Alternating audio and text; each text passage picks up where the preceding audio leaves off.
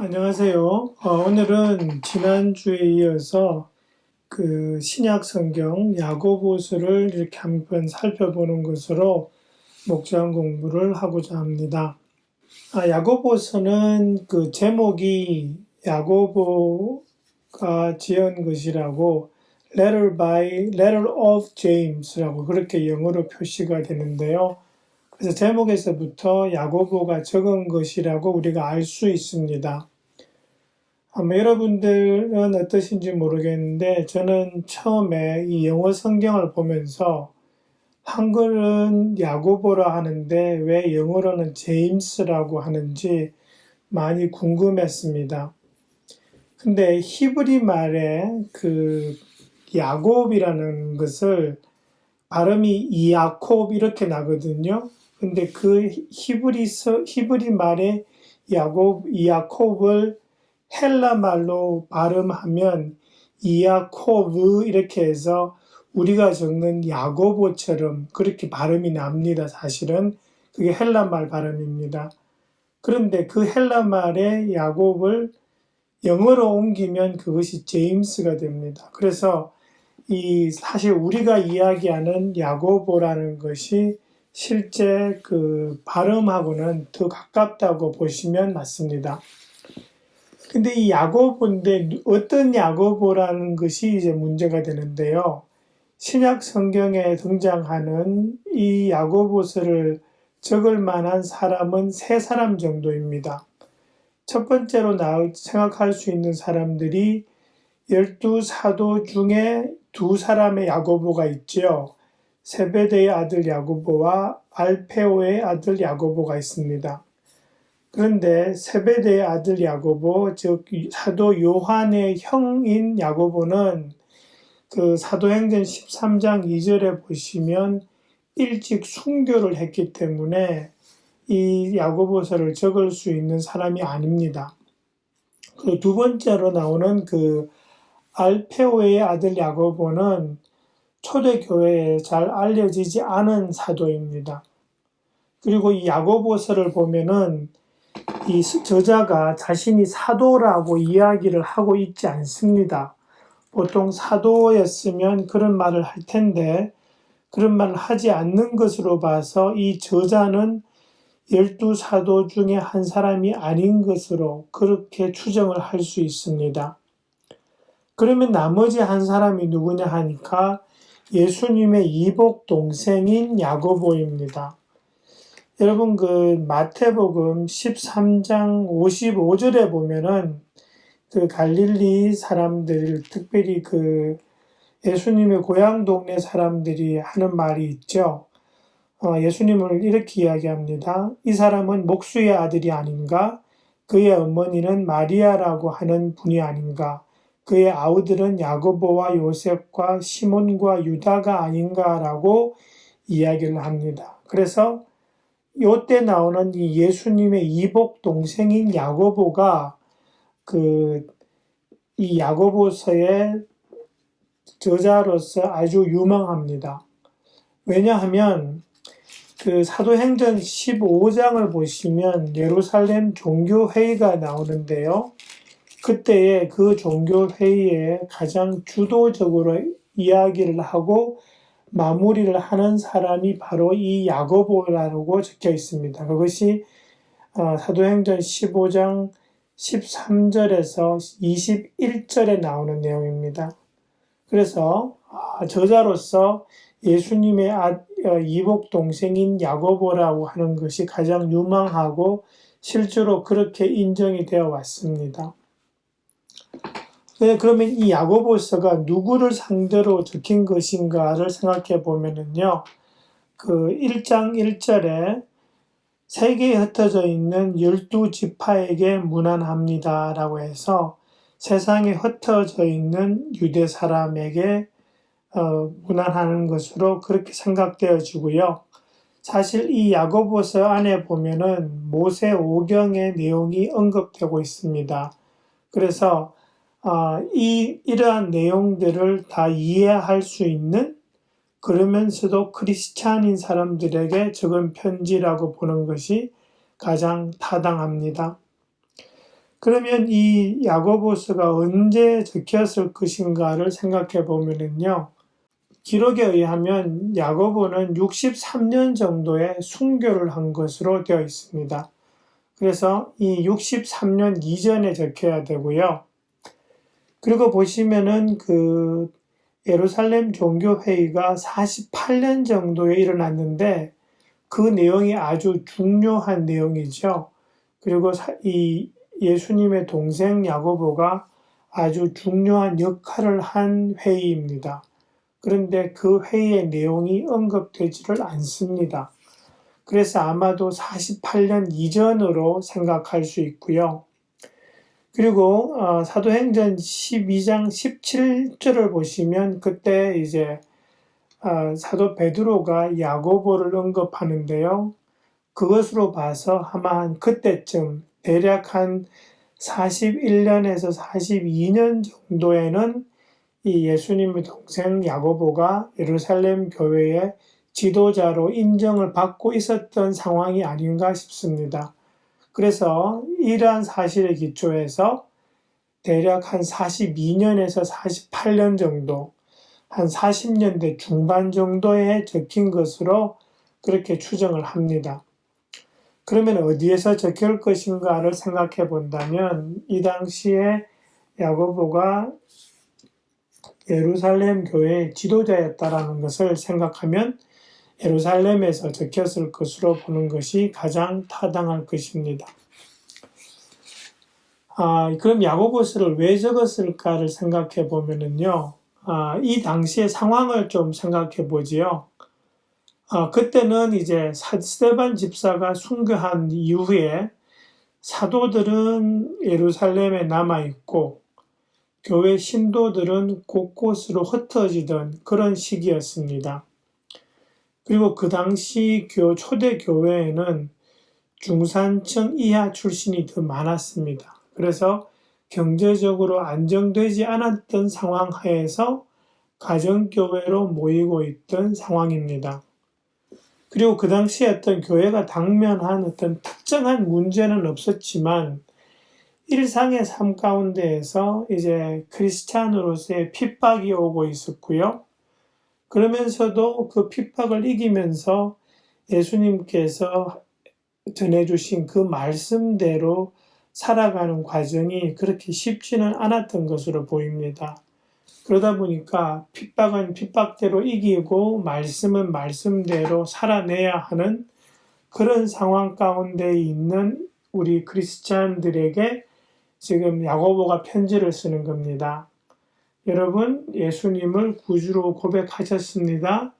그리고 그러한 여러분들은 예수님의 가르침을 생활 속에서 적용하면서 사시는 것이 맞습니다라고 하면서 그렇게 살도록 격려하기 위해서 보낸 편지가 이 편지가 아닌가 싶습니다.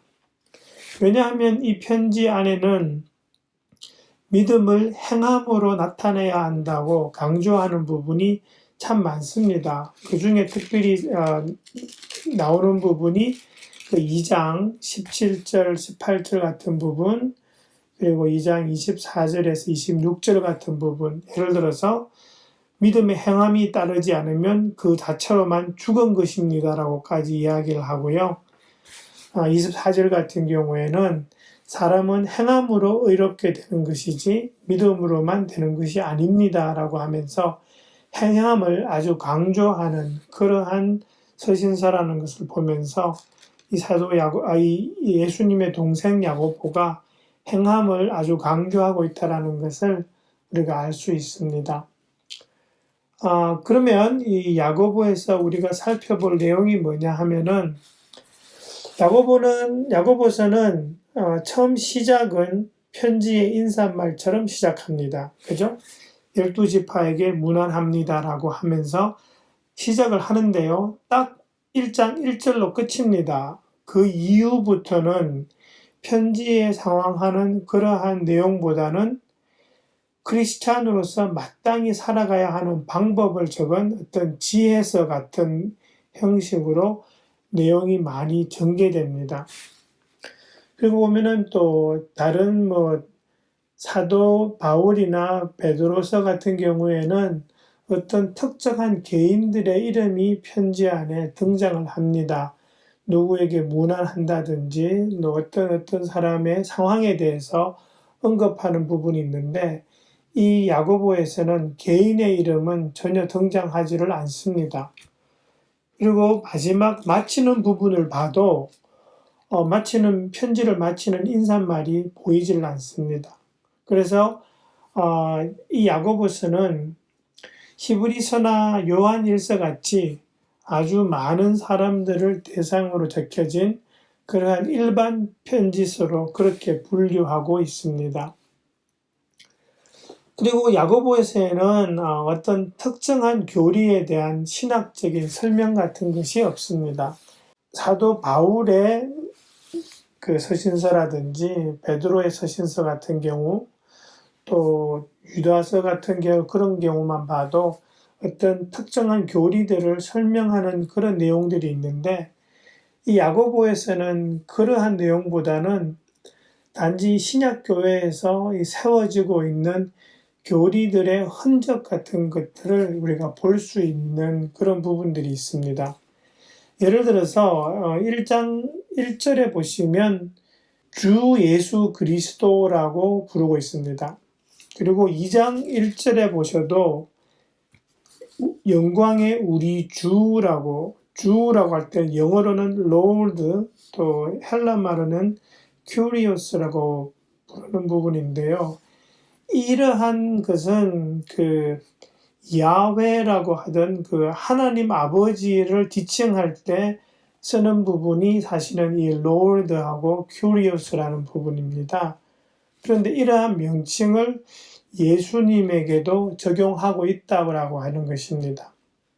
다시 말해서 지금 이 야고보서가 적힌 시기가 40년대입니다. 예수님 돌아가시고 10년에서 15년 정도 지난 시간인데 이미 그때 예수님을 하나님의 필적하는 하나님으로 지금 부르고 있다는 것이죠.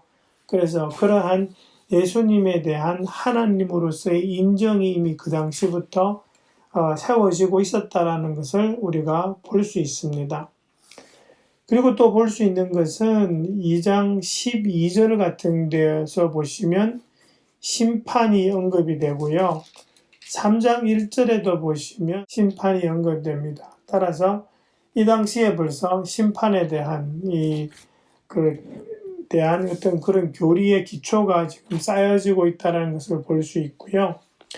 또 5장 7절에 보시면 예수님께서 다시 오신다라는 것이 분명하게 적혀 있습니다. 그래서 이러한 그 재림에 대한 교리들이 이미 우리 초대교회 초기부터 이미 성립되고 있었다라는 것을 우리가 이 야고보에서 이렇게 흔적을 통해서 볼 수 있다라는 것입니다. 그리고 이 야고보에서에서 가장 어쩌면은 우리가 눈여겨보아야 할 내용은 믿음과 행위 사이에서의 어떤 관계입니다. 여러분 그 2장 24절 같은 데 보시면은 이렇게 적습니다. 여러분이 아는 대로 사람은 행함으로 의롭게 되는 것이지 믿음으로만 되는 것이 아닙니다. 라고 적혀져 있습니다. 그래서 이 구절을 딱 따버리면 어떻게 되냐 하니까 사람은 율법을 행함으로 의롭게 된다, 구원을 얻는다라는 그런 식으로 해석할 수 있는 위험이 있습니다. 그러면 이것은 사도 바울의 말씀과 충돌합니다. 사도 바울은 그 로마서에서 이럴 때 보시면 분명히 말씀하고 있습니다. 사람은 믿음으로 구원받는다라고 그렇게 이야기를 합니다. 로마서 그 3장 28절 같은 경우에 사도 바울은 이렇게 이야기합니다. 사람이 율법의 행위와는 상관없이 믿음으로 의롭다고 인정을 받는다고 우리는 생각합니다. 라고 말씀하시고요. 그 비슷한 말씀을 갈라디아서 2장 16절에도 하십니다. 그러면 사도 바울은 믿음으로 의롭게 된다고 하고 야고보는 행위로서 의롭게 된다고 하느냐라고 성경이 서로가 다른 두 가지 말씀을 하느냐라고 생각하실 수 있는데 이것은 그런 게 아닙니다. 이 부분을 해석하자면 2장 14절부터 나오는 내용을 쭉 이렇게 같이 읽으면서 내용이 흘러가는 방향을 보고 해석을 해야 합니다. 2장 14절 같은 경우에는 그런 말씀이 있죠. 행함이 없으면 소용이 없다. 그러면서 2장 17절에 갔으면 행함이 따르지 않으면 그 믿음은 죽은 믿음이다. 라고 그렇게 말씀하고요. 그 다음부터 2장 14절부터 2장 26절까지 쓸모있는 믿음, 살아있는 믿음이라는 말씀을 이렇게 반복적으로 하고 있습니다. 다시 말해서 무슨 말씀이냐 하니까 진정한 믿음, 우리가 구원에 이르는 믿음, 그것은 행함으로 나타난다라는 것입니다.